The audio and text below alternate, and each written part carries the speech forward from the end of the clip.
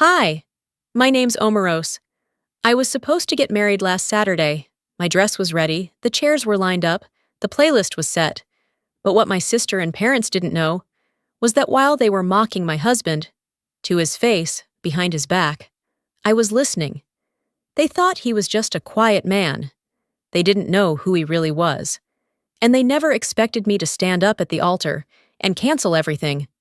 What pushed me to walk away from my own wedding? And how long had they been trying to erase the man I loved? Let me tell you exactly what happened. I don't remember the last time my mother looked me in the eye and truly saw me. She always looked through me, like I was glass. Breakable, maybe, but not valuable.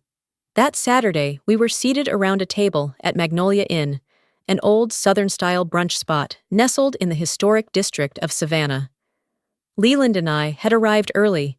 He'd even ironed his shirt. Small things like that matter to men like him. Quiet men, careful men. The kind of man who listens more than he speaks. He reached across the table to refill my water before the others arrived. That was him. Steady. Then they walked in. My mother, Verlaine, like she was gliding, in a linen suit far too crisp for Georgia humidity. Callista followed, sunglasses still on indoors. My father, Dorian, brought up the rear. Flipping through emails on his phone like brunch was an interruption. We made it 6 minutes before the first dig. Verlaine folded her napkin neatly. "Leland seems nice," she said, drawing the word out like it had to be examined. "I just hope, darling, that you've really thought about what this marriage means. For the family." Callista didn't even wait for me to respond. "Maybe she's into fixer-uppers," she quipped, sipping from her mimosa like she hadn't just gutted the room. Leland smiled lightly, but I felt him shift beside me. I forced a chuckle, then reached for the coffee I didn't want. My mother leaned forward. "Sweetheart, you could have had anyone. Anyone. You were always such a bright girl. I just hope you aren't settling." "She's not," Leland said, his voice calm but firm. It was the only thing he said the entire brunch. We moved through the courses, but I wasn't tasting anything. I watched the way Verlaine monopolized the waiter, how Callista spun story after story about her last campaign shoot, and how my father never once looked up from his screen unless it was to nod along to my mother. When dessert came, Verlaine slipped a folder across the table toward me.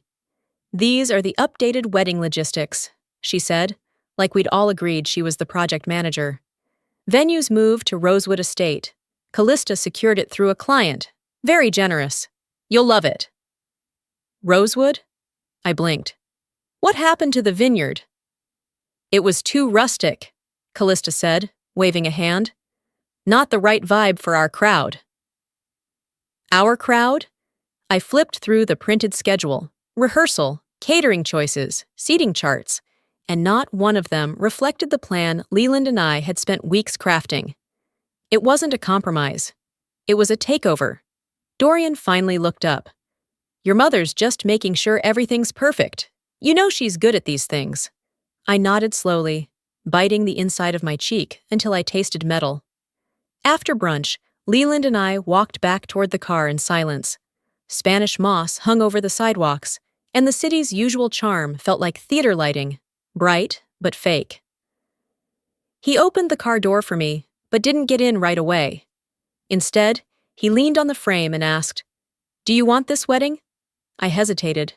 "I want us." He didn't push, just nodded, placed a hand gently on my shoulder. "I can handle them," I added, and I meant it. We drove back through downtown, past the square where we first kissed, the bookstore we ducked into that rainy day. I saw those places, but I didn't feel them. I was already somewhere else, somewhere I hadn't let myself admit I'd been drifting toward. Later that evening, we strolled through Forsyth Park, dusk painting the air, with that golden gray quiet I usually love. Leland didn't speak. He knew I was still running the day's script in my head. "They just need to see you the way I do," I said finally. He stopped walking, looked at me for a long beat.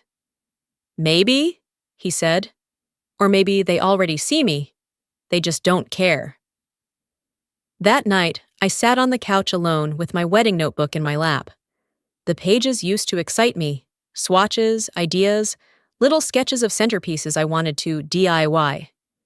Now, they looked like someone else's dream. Most of the notes weren't even mine anymore. Verlaine's handwriting was everywhere.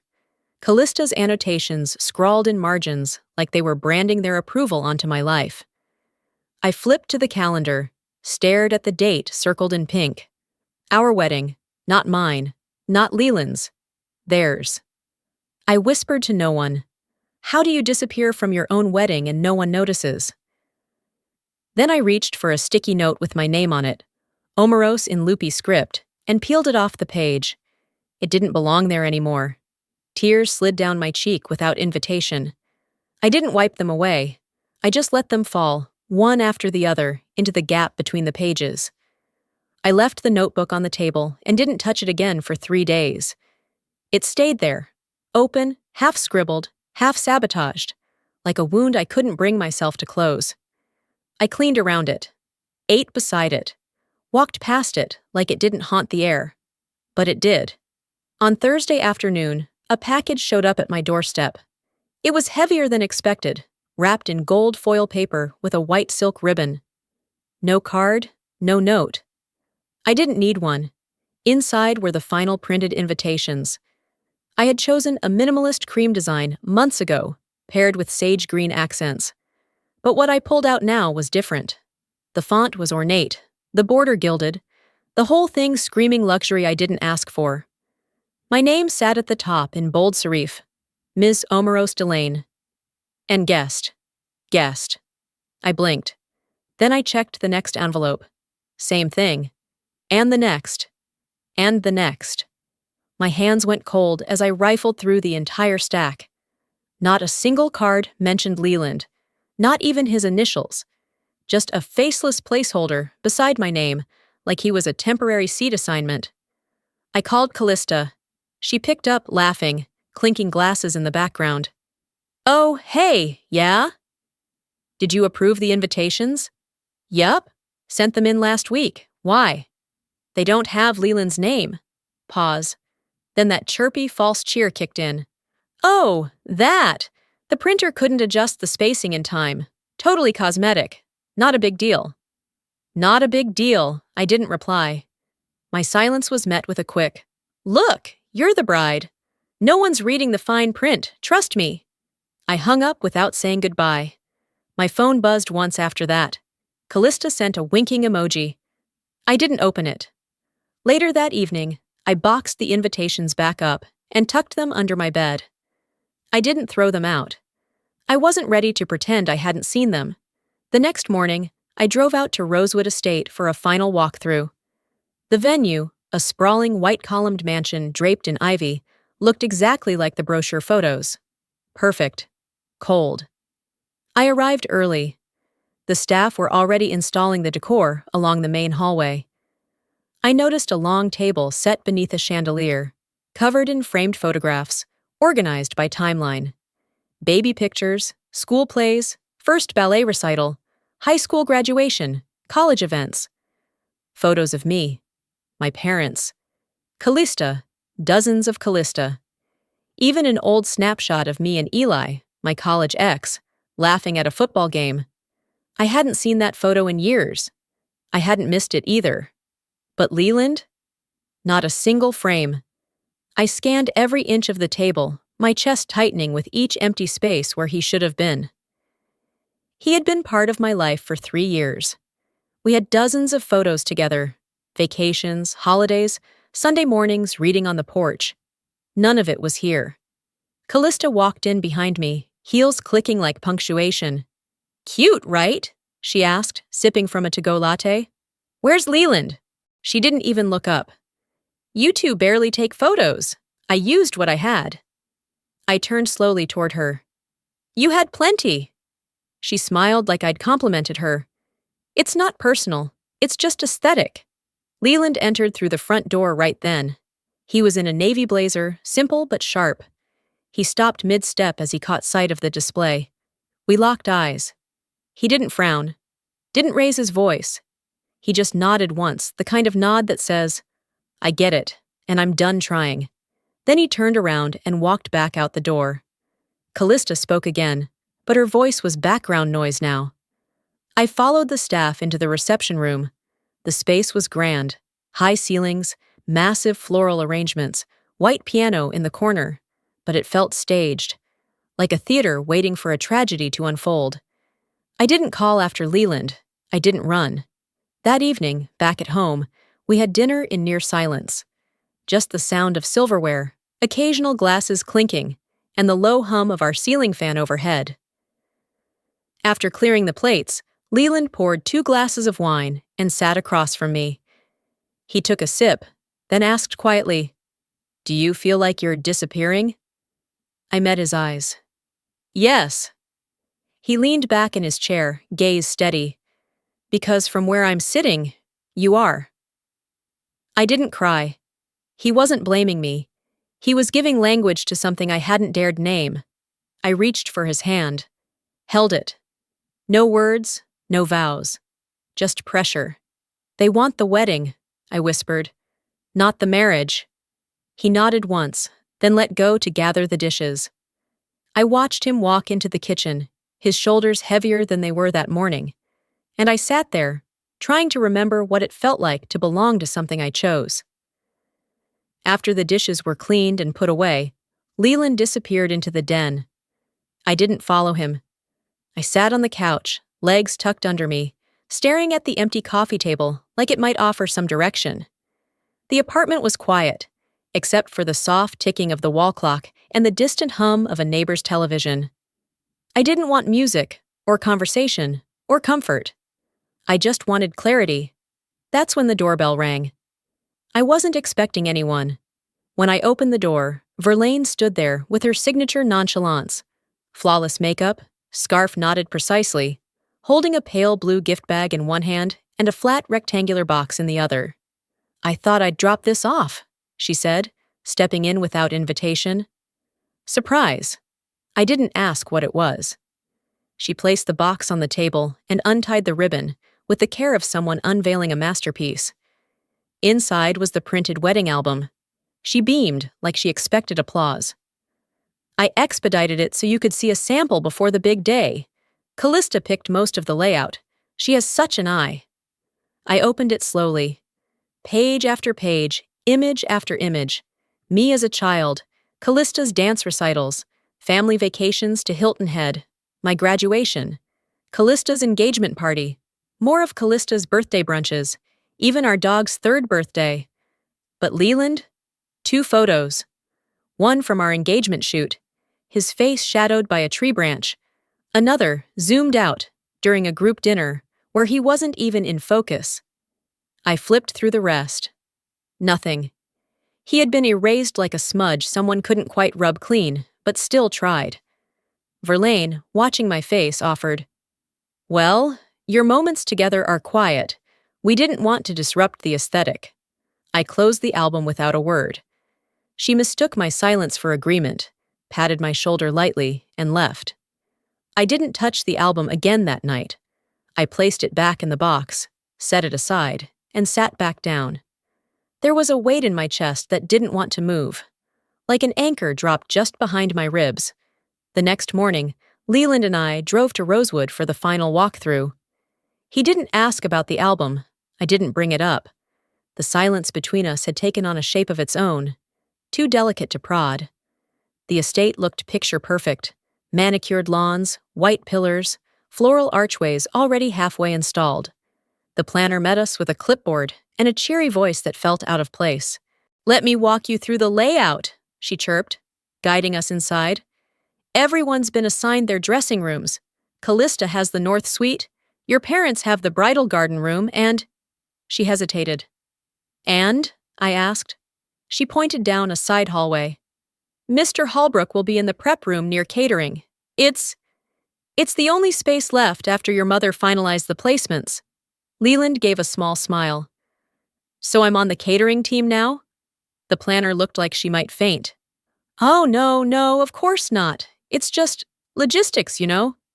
He didn't say another word, just nodded politely and turned away. I followed her into the reception hall. The floral team was setting up massive centerpieces, each more ornate than the last. Chandeliers had been lowered for maintenance. The pianist was testing chords on a white baby grand. It should have felt magical. It didn't.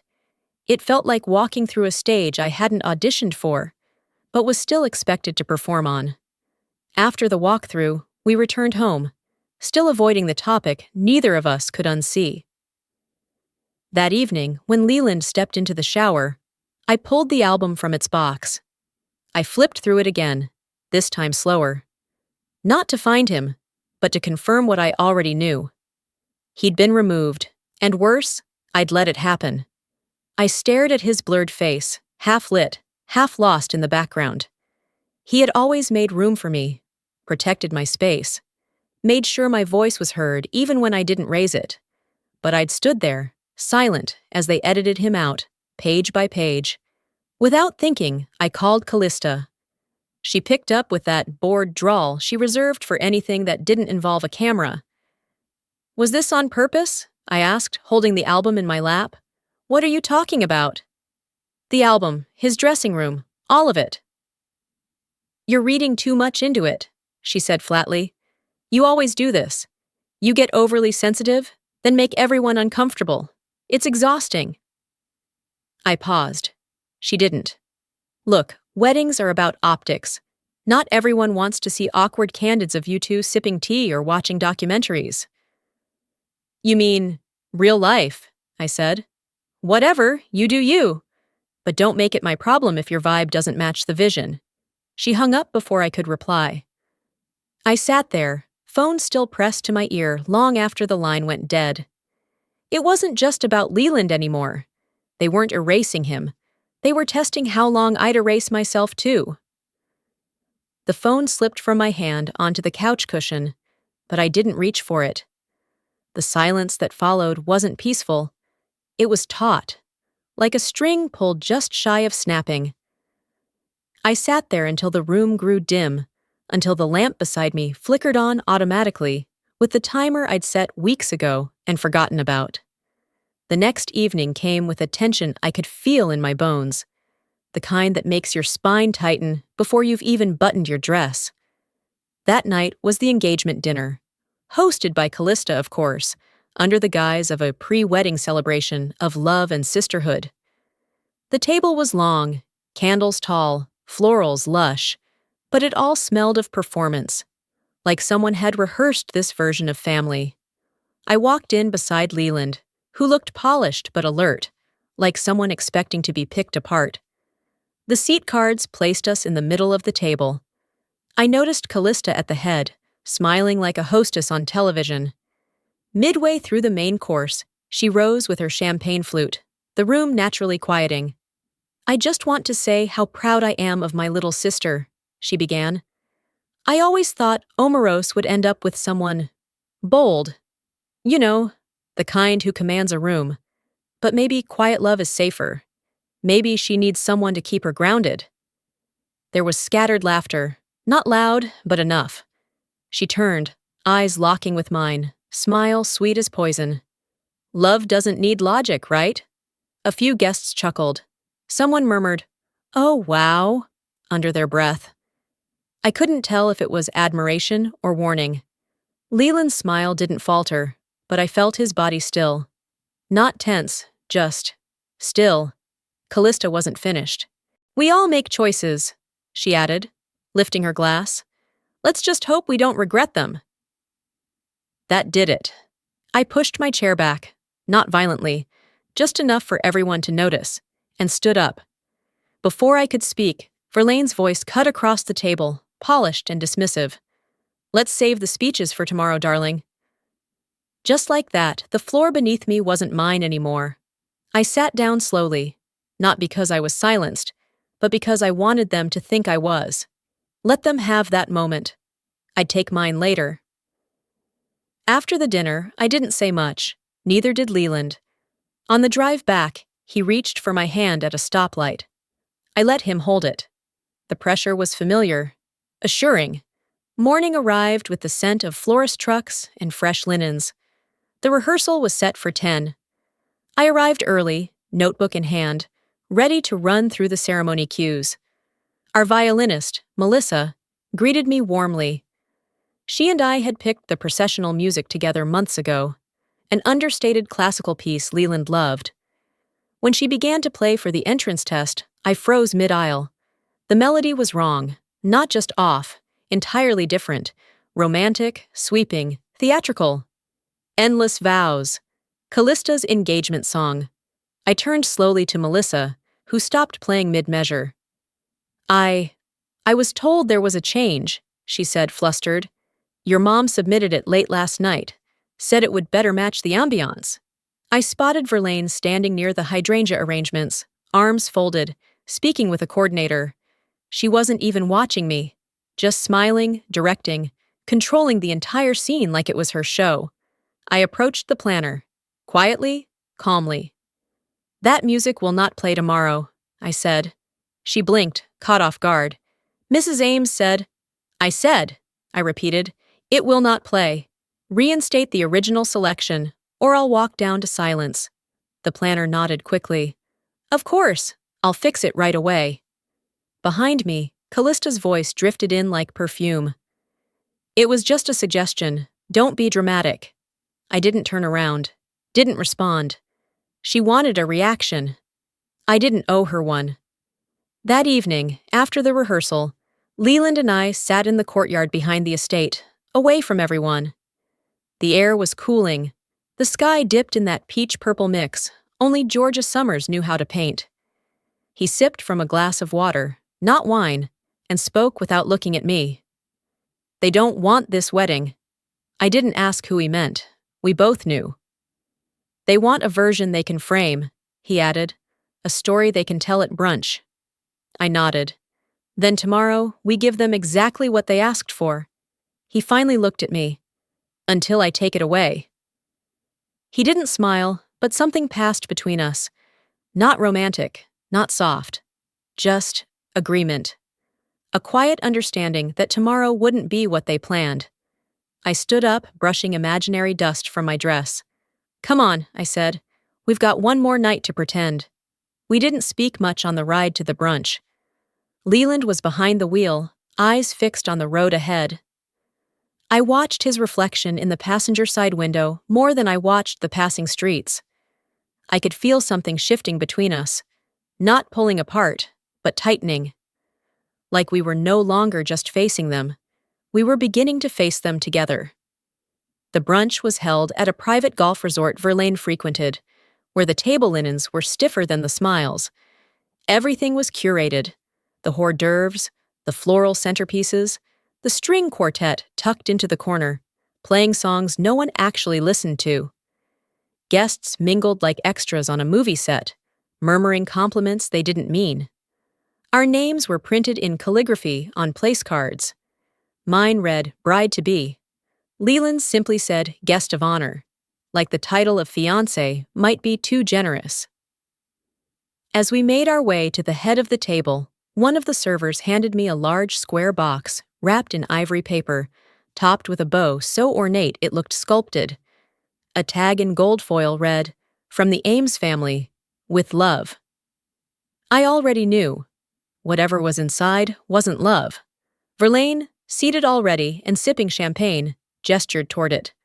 Go on, darling, open it. With every eye on us, I peeled back the paper and opened the lid. Sitting inside was a hardbound book, The Modern Husband, How to Lead Without Overstepping.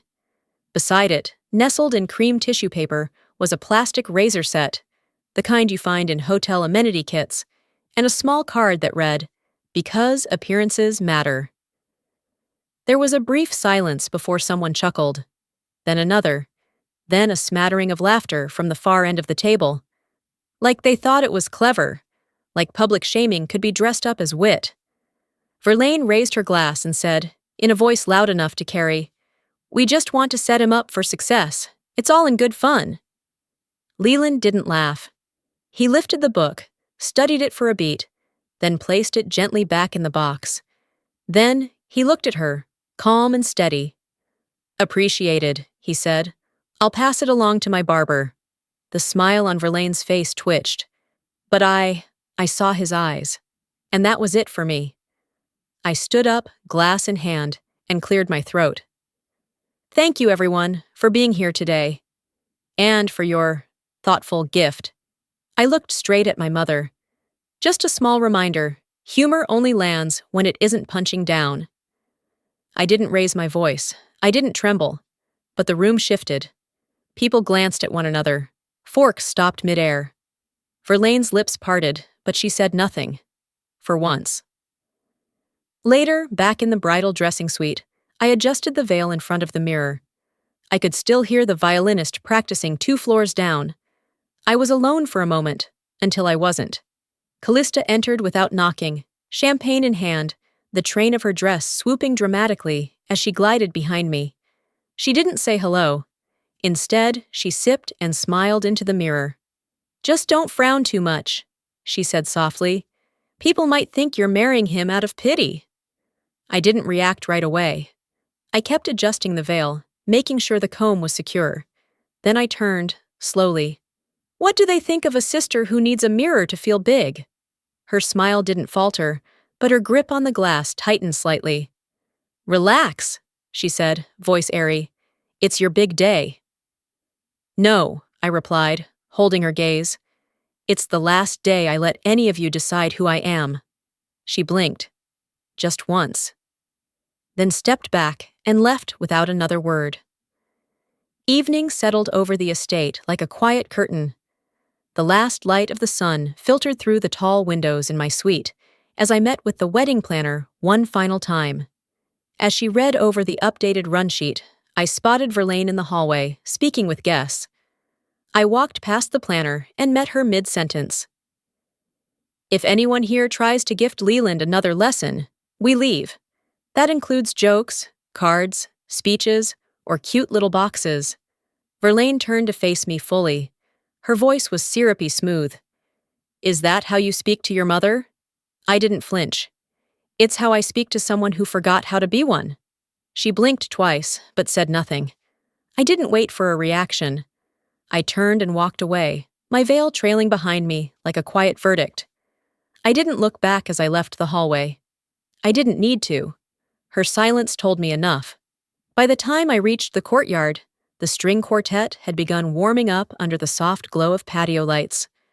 The rehearsal dinner was in full swing, guests buzzing with small talk, wine glasses clinking, camera shutters catching curated moments. Every element was picture perfect, and none of it felt like it belonged to me. Leland stood near the center fountain, speaking quietly with our officiant. I watched him from a distance. His posture calm, but his jaw was set, tight. He knew what was coming. He always seemed to know before I did. A few minutes later, the toasts began. We were seated beneath the largest magnolia tree on the estate lawn, a long banquet table draped in ivory linen, candles flickering in crystal holders. Callista gave her speech first, short, bubbly, full of phrases like true love and her person. It was the kind of script you could find in any bridal magazine, pretty but hollow. Then Dorian stood. He didn't raise his glass right away. Instead, he looked down the length of the table, his voice measured. Not loud, but just firm enough to carry. Marriage, he said, isn't about being equals. It's about knowing your place in the story. Some guests exchanged glances. I held my breath. Some people hold the pen, he continued, and others just edit quietly. Laughter rippled through the center of the table. Not hearty, not cruel, just complicit. Then he turned to Leland, finally lifted his glass. Thank you, son, for fitting in. Leland didn't blink. He didn't even move. I stood up. The noise stopped almost immediately. I didn't shout. I didn't break anything. I just looked at my father and said evenly, I don't remember asking for an edit.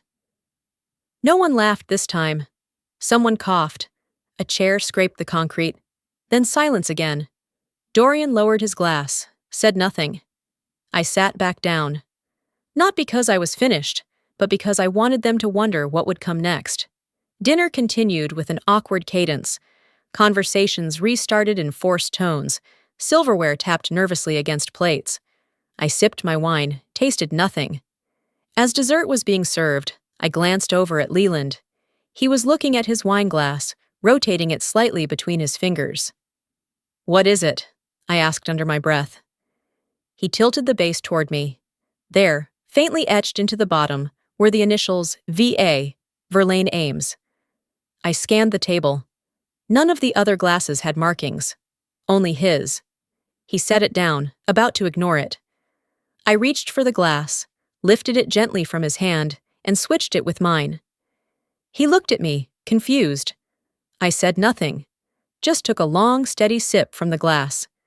Then turned my gaze to my mother, who sat 4 seats down, engaged in animated conversation with her brother. But she felt it, my stare. She glanced over, met my eyes, and smiled. I smiled back, but it didn't reach my eyes. This wasn't a message. It was a warning, and she heard it. Later, as guests trickled into the main hall for dancing and drinks, I stepped into the hallway for air. The house was quiet now, only faint jazz trailing from the reception room. A voice came from behind me. "You're doing more than surviving them." I turned. Mrs. Halvers, my middle school history teacher. She wore the same sharp bob haircut, the same pearl earrings, but her eyes had softened with age, or maybe wisdom. "I see it," she said. "I know what it looks like when someone starts to wake up." I nodded, not sure what to say. "You don't owe them silence anymore," she added. "I'm not planning to," I replied. She smiled. "Good." We stood there for a moment, just 2 women in a hallway, the past and present colliding quietly. After she left, I walked back toward the dining room. I didn't rejoin the party. I slipped outside into the garden path, away from the lights, the laughter, the show. They thought I was still playing a role. But tomorrow? Tomorrow I would flip the script. I stayed out in the garden longer than I planned. The air was thick with dew, but I needed the quiet before the morning noise began again. I watched the lights inside the reception hall fade one by one until only the exterior sconces remained. Then I turned toward the house, walking the gravel path slowly, 1 foot after the other, as if each step was a closing argument. By the time I returned to my suite, the staff had already begun prepping the venue for the ceremony. You could feel it in the energy. More movement, more whispers, more eyes. I nodded at the night manager as I passed the kitchen corridor, then slipped behind the catering curtains toward the rear hall where the bridal procession would begin. That's when I felt a tug at my train. A young server, no older than 20, stood beside me, eyes wide with nervous urgency. He held out a folded piece of paper, hand trembling slightly. "I'm sorry," he whispered. "I probably shouldn't say anything, but I think you should see this." I opened it. "They told us to watch the groom. Don't trust him. If he does anything suspicious, report it immediately. No name, no context, just instructions. At the bottom, I thought you should know." I looked up at him. "Who gave this order?" He swallowed. "One of the planners. She said it came from the mother of the bride. I thought it was weird, but..." I nodded once, folded the note, and tucked it into my bodice. "Thank you." He looked like he wanted to say more, but didn't. A few minutes later, I found the head planner near the seating chart display, clipboard in hand. I waited until she was done redirecting a florist, then stepped forward. "Effective immediately. No staff are to take instruction about my husband from anyone but me. That includes verbal notes, written directives, or back hallway whispers. Are we clear?" She blinked, clearly caught off guard. "Of course. I wasn't aware of..." "I am now," I said, and walked away before she could respond. Back in the suite, the final steam press for my dress was being finished. Callista had texted, asking if she should pop by with lip gloss and good vibes. I didn't reply. Instead, I stepped out into the hallway, only to find Verlaine waiting by the service door near the elevator. Alone. Arms folded. Back straight. as if she'd been expecting me. She nodded toward the empty lounge. "Can we talk?" I didn't answer, but I followed. Inside, the room was dim. A piano melody drifted in from the reception hall below, muffled by walls thick with history and denial.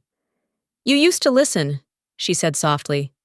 "Now you're acting like a stranger." "Maybe I've finally heard myself," I replied, my voice even. She let out a quiet scoff. "You never fight back. You've always let things go. That's why we didn't worry." I took a moment before responding. I wanted to make sure she heard it all. "Then worry now." Her expression flickered, just for a second. But enough. I didn't raise my voice. I didn't need to. Her silence was the proof. When I stepped out of that room, I didn't feel lighter. I felt focused. There's a difference. I walked directly to the east veranda, where Leland was waiting with the planner and Raya, our photographer. I gathered them in a quiet corner, away from the bustle. "We move forward," I said, "but we do it on my terms. No changes, no surprises. If anyone so much as adjusts a chair without asking me, I end it. Publicly." The planner nodded. Raya didn't flinch. Leland looked at me for a long moment, then smiled. Not with amusement, but with recognition. He placed his hand over mine, firm and certain. "Let's do it your way," he said. I exhaled, not because I needed relief, but because, for the first time, I felt ready. Not to prove anything, just to act. That evening, just before the guests began to arrive, I walked the full length of the ceremony aisle alone. I wasn't checking decor, I was rehearsing resolve. They thought they knew the ending, but I'd written a different one. The morning sun had just started cutting through the garden trees when I stepped out of the dressing room. The air was unusually still for a summer day in Georgia, like the sky itself was holding its breath. Everything had been arranged with surgical precision. White chairs in perfect rows, flower petals scattered deliberately along the aisle, the kind of soft classical music playing that people forget the moment it stops. But I remembered everything. Guests were already arriving, sipping champagne and taking photos. Leland stood near the altar, quietly shaking hands, nodding graciously. He looked like calm embodied, but I could read the tension in the way he smoothed his tie, again and again. Callista was working the crowd like a campaign trail, and Verlaine floated among them like a social diplomat, as if this was a charity gala in her honor. Dorian stood off to the side, drink in hand, watching. Always watching. I stayed hidden behind the curtain with Raya and the planner, for a moment longer. My veil had been removed. I told them I didn't want it. "You sure?" the planner asked gently. "Completely." Then the music changed. A cue? The officiant, an old friend of Leland's from law school, stepped to the microphone. His voice rang out, warm but formal. "Ladies and gentlemen, we are gathered today to witness the union of—" I stepped out before he could finish the sentence. All heads turned. I walked past the aisle, past the guests, past my mother's smile freezing mid-expression. I reached for the microphone and took it into my hand. "I was raised to believe that family is forever," I began. My voice didn't shake. "But I've learned that sometimes family is just the first script you're handed, and you don't have to keep reading it." Whispers. Then silence again. I looked toward the crowd, straight at Verlaine, Dorian, Callista. "To my mother, my father, my sister, you are no longer my family." Gasps broke through the hush. A few people straightened in their seats. A few others dropped their gazes entirely. I didn't stop. This wedding, this entire show, was never about love. It was about optics, about control, about shaping something to look good in photos, even if it felt like rot underneath. I turned to Leland. "You've been patient. You've been disrespected. You've been erased, but you stayed, because you believed in us, and I do too. So today, I'm not marrying into a family that never wanted me to choose freely. I'm choosing you, not with permission, but with clarity." Leland stepped forward, took my hand. I didn't wait for applause. There wasn't any, just stunned silence. And then, from the third row, a voice called out, "Wait, Leland Halbrook." I turned. It was Jolene Rathbone, Callista's college friend. She stood, wide-eyed. "You're the guy who testified before Congress about corporate reform. Helix Corporation, right? I saw you in Forbes." You could hear the shift in the room, like a cold wind had just swept through. Verlaine sat down. Callista blinked like someone had thrown water in her face. Dorian dropped his gaze to the grass. Leland didn't puff his chest. He didn't grin. "That part of me was never hidden," he said calmly. "You just never bothered to look." The silence that followed wasn't awkward. It was earned. I turned back to the microphone. This ceremony is over. The wedding was never real to them, but this choice, my choice, is. I handed the mic back to the officiant. Then I reached for Leland's hand, and together, we walked away. Past the chairs, past the frozen faces, past the pre-approved playlist still playing in the background. A few of our friends rose and followed. Most didn't. No one tried to stop us. As we stepped off the garden path and into the parking lot, I turned back once.